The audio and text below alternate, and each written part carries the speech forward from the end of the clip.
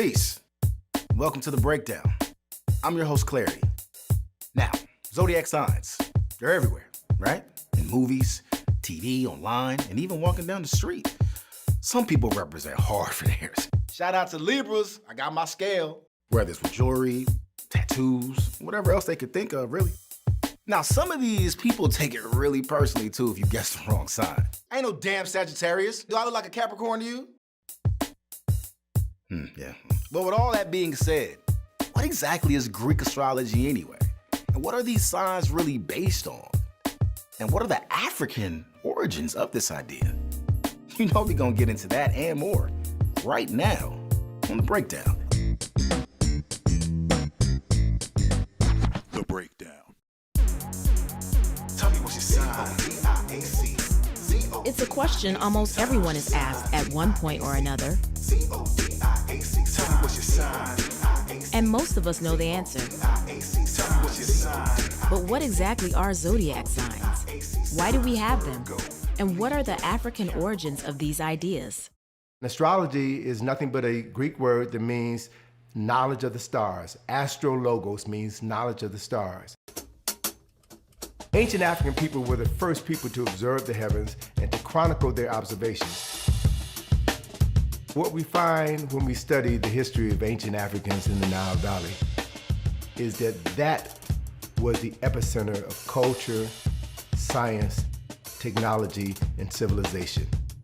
At the heart of this epicenter was a peaceful, affluent, and deeply spiritual society that valued high-level scientific thinking. They studied everything in the environment, on planet Earth and beyond.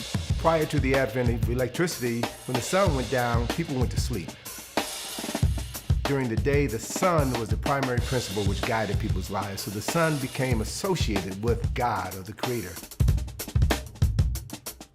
And then once people were no longer working, were no longer hunting, were no longer building shelter, they had time to sit back and just stare up at the sky, stare up at the stars. And they began to notice some particular patterns as they observed the heavens. They noticed that the stars followed the same movement as the sun, moving from east to west. They saw the moon, and they noticed that the moon's cycle was similar to the woman's cycle. And they began to see patterns in life, patterns in the heavens and patterns on earth. And so they were able then to define time.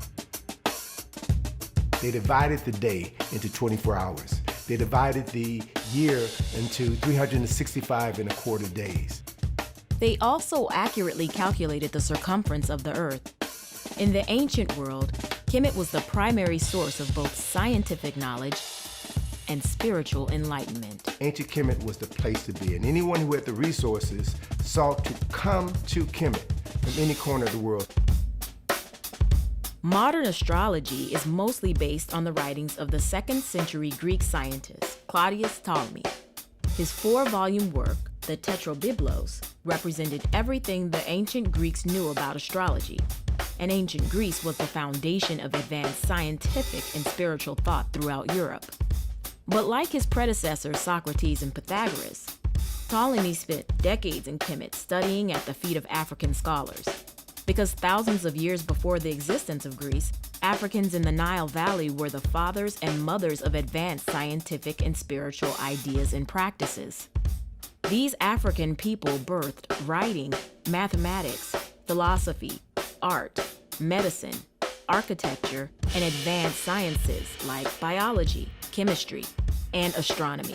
So the Greeks came, the Romans came, the Hebrews came, and many of these groups came without knowledge of science, philosophy, or religion, but based on their interactions with the indigenous African scientists and priests and priestesses, they then left the Nile Valley with the foundation upon which they could create their way through the world. Most visitors to Kemet were humble, students grateful to be taught by the masters and return to their homelands to share what they had learned. But others, like the Greek general Alexander of Macedon, were not satisfied with merely receiving knowledge from Kemet. Instead, they wanted to control the entire African civilization. So after more than 3,000 years of relative peace and prosperity, Kemet was invaded and overtaken by Greece. They renamed it Egypt. and thousands of years of African knowledge was taken under European control. The Greeks became the inheritors of the science, of the architecture, of the art, of the astronomy. So when we think of astrology, when we think of people's astrological signs, that is rooted in some real science. And with the Greeks' limited understanding of the African high science, they then tried to decipher it as best they could. So this high African astronomical science became, to the Greeks, astrology. All the Greeks did was copy what they saw in Africa. The Greeks also said that all of the gods and goddesses of Greece had to return to Ethiopia once a year to renew their powers, lest they become mortal. So once you have this historical framework, you can then go back and look at the Greek gods and break them down to their African original prototypes.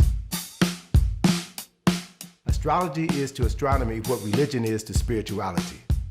It is the source from which this powerful knowledge sprang, but it is interpreted differently by people who didn't have the depth of the knowledge as those who created the original source material. Many of these African astrological concepts were incorporated into European religious practices.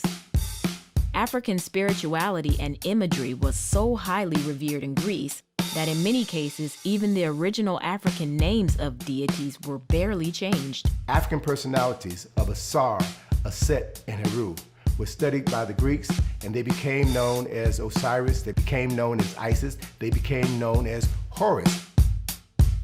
In some cases, even the African written language was taken and used directly by the Greek.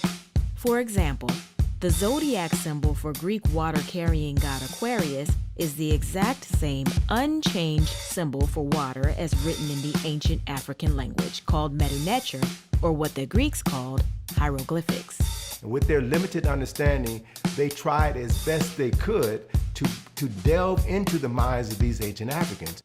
Popular motifs borrowed from ancient Kemet include images of Ma'at, a Neter or deity who took the form of scales and governed fairness and balance.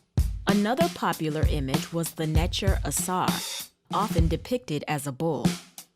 Shu and Tefnut were divine twins. Serket was a healer who could cure the sting of a scorpion and was often depicted with one on her head.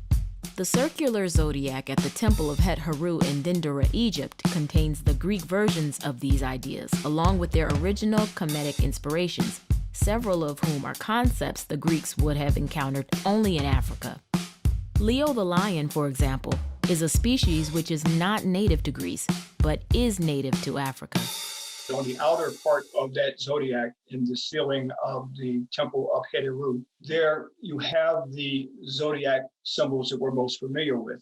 Those are the Greek, but on the outer part, you have the Kemetic zodiac. And those are the ones that, unfortunately, many of us don't know. And you'll see the circular zodiac, but there are 6 of the zodiacs throughout this temple, so that lets us know that it had a great connection with the early astrophysicists who were actually mapping out the stars. After all, the temple does go back to the Shemsu Heru. They laid out the whole Giza Plateau based off of their observation of the cosmos. We see the zodiac as well. See Scorpio, so see the Centaur, Sagittarius. These are the Greek signs. These are not the Kemetic signs. Because why is it Greek now? Because they usurped it. So how does the person of African descent approach the Greek zodiac differently once they learn the Greek ideas came from African people in the first place? We can now stand on the knowledge of our ancestors, which is what we're doing right now by reclaiming the knowledge of the Nile Valley and associating the Nile Valley with Africa. It is the oldest presence of science, history, culture, knowledge, and philosophy of any people on the planet. That is our African heritage. That is our legacy. We are connected to over 10,000 generations of African greatness. That knowledge resides in you. Mm-hmm. People of African descent have the longest, richest history of any group of people on planet Earth. By studying our own history, we can find out many of these answers about ourselves that we've been searching for. And we can also recognize our ancestors' work when we see it. But that's it for now. I'm Clarity, and I'll see you next time on The Breakdown.